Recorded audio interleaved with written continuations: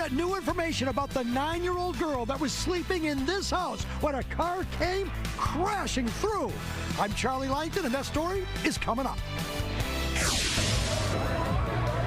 I'm Brandon Hudson. And I'm Jamie Sherrod. Happy game day, Detroit. We got a list of trivia questions. We're going to try to find some dedicated Lions fans to see how well they know their team. Working for you. Fox 2 News at 5 starts now. Some new details coming out about a terrifying crash in Centerline that left a 9-year-old girl seriously hurt. Good evening. Thanks for watching. I'm Dave Spencer. And I'm Taryn Asher. An SUV smashed into her house last week while she was sleeping. And now we're hearing a lawsuit is on the way. Fox News' Charlie Langton has been following this story from the start. He joins us live. Now, Charlie, who are they suing? The driver?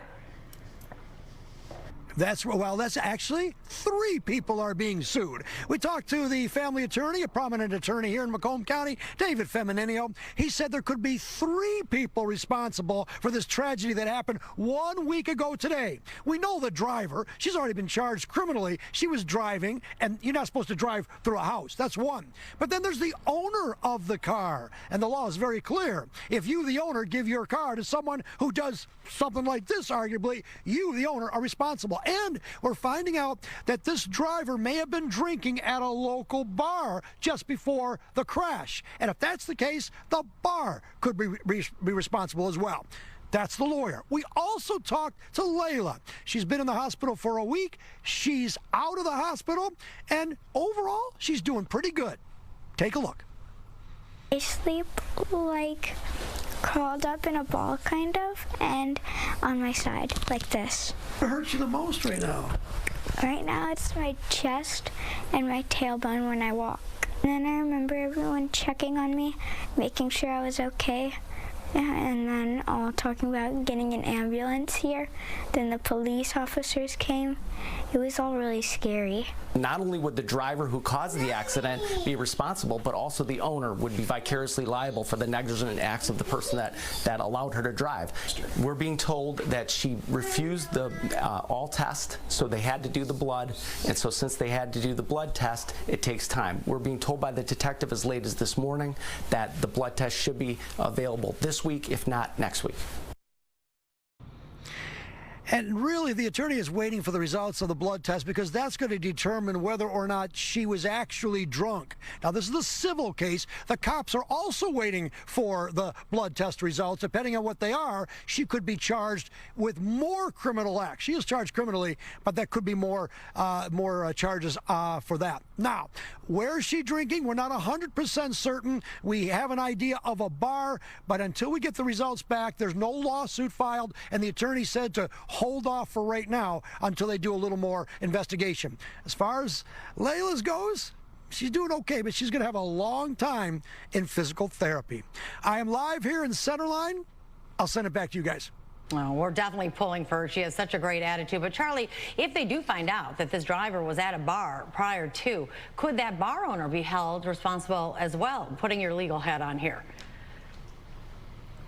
Let me see if I understand the question. If the question is, if she was drinking at a bar and she was drunk, here's the law. It's not that clear. It's very difficult. If this minor, she was 20 years old, first of all, she shouldn't have even been in a bar after 9 o'clock. But let's assume she was. Let's assume that the bar served her while she was visibly intoxicated, and those are magic legal words. If that's the case, and she was drunk at the time of the accident, yes, the bar could be responsible. And that is what everyone wants to know. You got to look at time. You got to look at the toxicology reports. You got to look if there's any witnesses. There's a lot more to do. So we're not quite there yet. But at this point in time, the attorney feels she was drunk, and at this point, it looks like it was because of a bar. Not quite there yet. All right, lots of layers of this one. We'll have to wait and see. Thanks, Charlie. Detroit police addressing a video that's going around showing a man bleeding and shaken up after an encounter with officers. This all happened last Monday around 3 p.m. near 7 Mile and Hubbell. Police say officers tried to pull over a car after discovering the vehicle's owner had felony warrants. They say at first the driver claimed he didn't know what was happening and didn't have ID on him, but then he ran off. Officers caught up with him and ended up using a taser, they say, hit the suspect's eyebrow as he was turning around from climbing a fence. I understand. When you see somebody bleeding, automatically you think something is wrong, and something has gone wrong. We understand the policing is sometimes, especially when using force, doesn't look well. But these officers did things the right way. They were courteous. They were professional. They gave him a chance to do the right thing. He took it upon himself to do the wrong thing. Police say that man did receive medical treatment after being tased, though the suspect claims he lost vision in his eye. This incident is still under investigation, and police say that officer remains on duty. Oh, look at that. A live look over Ford Field. The Lions set to take on the Buccaneers in just under 2 hours. Yeah, you can almost feel the roar and the energy that's going to be coming from that place in just 2 hours. And it looks like it's beautiful out there. For those tailgaters, you know they started early, too. They're rich. Beautiful day. Taryn and Dave, yeah, we had the clouds and the rain yesterday. Today, it's blue skies, and you can see why. Our next weather system is out there in the western Great Lakes. The system that gave us the rain yesterday is through New England, so we're going to stay dry for the rest of the evening. Let me show you some numbers right now. 61 here, 60 in Lansing. Up there in the thumb, it is just a bit cooler, but again, blue skies always help. Here are some live pictures along the Detroit River. You can see the Rensen in the background. Now, the breeze is going to pick up this evening, and that'll be the case for tomorrow as well. But our forecast calls for dry weather this evening. Showers arrive well after midnight, likely 3, 4, 5 o'clock in the morning. And then an unsettled pattern takes shape for us Tuesday into Wednesday, a cooler pattern as well. The weekend ahead looks better. Taryn and Dave will show you the full 7-day coming up in 10. Sounds good, Rich. Thank you. Monday Night Football back in Detroit as the Lions get ready to take on the Tampa Bay Buccaneers. Oh, Fox News' Dan Miller joining us live from Ford Field. We know everybody's excited, Dan, but is there anybody a little worried that maybe we don't have some of those players that they were counting on? Yeah, there's no doubt, but that's life in the NFL, Taryn. You got to be ready to go with the guys that suit up tonight, and Dan Campbell is certainly preaching that to his guys. There is a lot to love about this matchup. Start with this. It is Monday Night Football. That's one of the stages these players love. This has become a nice rivalry, too, between the Lions and the Bucs. This is the 4th time in the last 3 years that they've met. It's 2 of the best teams in the NFC. It is easy to get wrapped up in all of that because you could understand there might be playoff implications down the line. But Dan Campbell is trying to keep the messaging simple for his guys. If you just win, everything else takes care of itself. If you make it more than the next game in front of you, you got to be careful with that. You know, don't worry about a misstep, because the fact of the matter is, too, man, it's a long season. It's a long season. So, man, let's worry about playing better than we did last week. Like, really, let's just play better. Let's play cleaner football, protect it like we have been. Let's get some takeaways. Let's get some plays on special teams, you know, find some explosives, and find a way to beat this opponent, because it is a good opponent. Yeah, Taryn said it. Look, they are missing some guys, in particular in that secondary, your top 3 safeties, 2 of your top 3 cornerbacks. So they're going to have to design some sort of defense to try to handle Baker Mayfield and these Bucs. We'll talk to Lomas Brown about that when we see you a little bit later in the newscast. Guys, we are getting ready for an exciting night down here. Lions and Bucs, Ford Field, Monday Night Football. See you in just a minute. We'll send it back to you in the studio. Oh, thanks, Dan. Big game. Yeah, and we know that those fans will be ready for sure. In fact, Fox 2's Brandon Hudson and Jamie Sherrod are downtown right now, soaking in the action with them. They've been tailgating with fans in Greektown. What's on his head? What's going on out there? So we got Duncan and Tim. So this is Tim, this is Duncan. So Taryn asked, what is this on your head? It's the Lions mane. Many people think Rory's the real mascot. I am. And how long have you had that? Long enough to need a lot of Febreze. I got you. All right. Well, hey, look, party's just started. Yes. We're having a lot of fun out here in Greektown. We're having a lot of fun. Maybe a little too much fun, but the fun is going to continue because we are going to see, between these brothers, who's the real diehard Lions fan. So we have some trivia questions here, and we're going to get started, and whoever gets them right will be the winner. Are you guys ready? Are you ready? All right, Jamie. All right, go so ahead. First question. Who did the Lions host on Monday Night Football in 2024? Chicago Bears. Ravens. You are... Seattle Seahawks. It's the Seahawks. Both wrong. We were out here last year. All right. It's all right. It's all right. Next You gotta warm up. It's like preseason. Hopefully You gotta warm you guys up. do a little better. When was the last time the Lions had 2 Monday Night Football games in a season?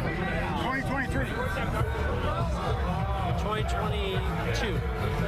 2024. Last year.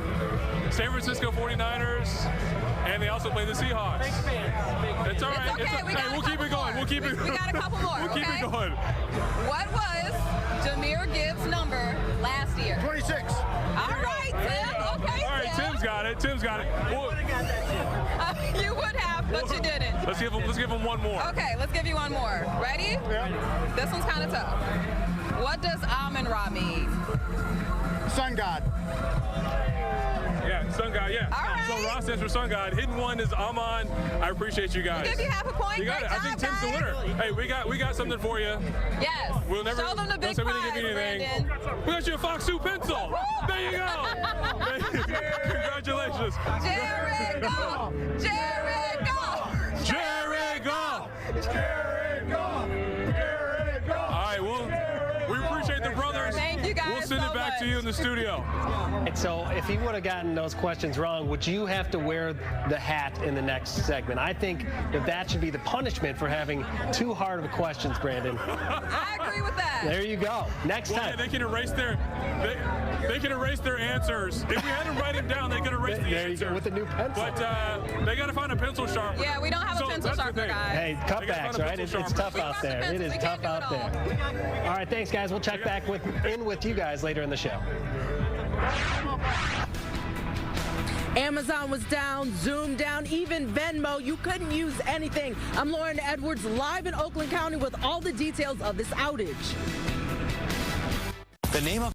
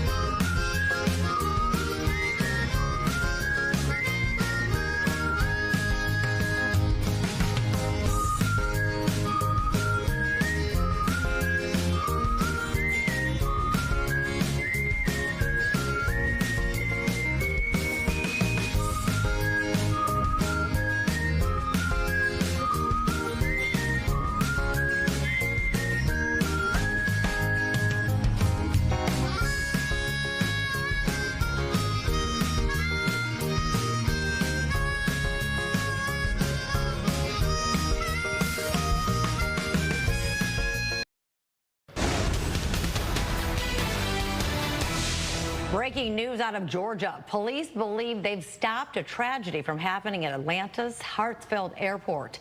49-year-old Billy Joe Cagle is accused of planning an attack. His family alerted police, saying Cagle was headed to the airport and was live streaming on social media that he was going to, quote, shoot it up. This is Cagle inside the airport where he was arrested. Officers searched his truck and found an assault-style rifle and 27 rounds of ammunition. Cagle is facing several charges, including making terroristic threats. Well, things are up and running again now after a cyber outage caused widespread chaos this morning. Amazon Web Service was offline. I felt it as well, and that means that certain apps and services were down for the count as well. Fox News' Lauren Edwards joins us live in Oakland County with a deeper dive into this drama. Lauren. Oh, there was so much drama, Dave and Taryn, I can tell you. You guys remember last summer when CrowdStrike had gone down and planes were grounded and businesses couldn't open? Even news stations could not do their jobs. They were impacted. Well, that outage is a little bit like this one. Yes, things are up and running, but it's still going to be some time before it's fully back to track. And we've been speaking to people all day here in Oakland County. They had a lot to say. Well, you know, I heard it yesterday, and then I tried to get on something today. Didn't work, so I just kind of shut it down and waited to hear. And then when I was coming over here to the library, I heard the Lions game might be affected tonight. People might not be able to get in with tickets. There's Mumford & Sons in concert tonight. They might have ticket problems. It's huge. The Ring doorbell was down, so that I'm not. Although my concern was if people can get in there, it's like, is there a malware or is there something? So now it's your Amazon count that we have like 5 or 6 people on all these accounts. Is that all getting hacked? So we don't know for sure if anything's going to be impacting with Lions tickets or anything, but nevertheless, so many questions, so many concerns. Fox 2 heard from cybersecurity expert David DeRogatis, and he says Amazon says that it's not a cyber attack. What exactly happened? AWS, which provides services for a number of companies and organizations, had an outage. The cause of that outage, he says it was a misconfiguration or connectivity issues, basically a bug in the system. So using apps, everyday apps like Venmo, Snapchat, Amazon, Zoom, and Ring were all down. Now, Down Detector, which tracks these kinds of outages, says they received so far 11.1 million reports across all services. And to protect yourselves moving forward, DeRogatis says he's got some tips for you.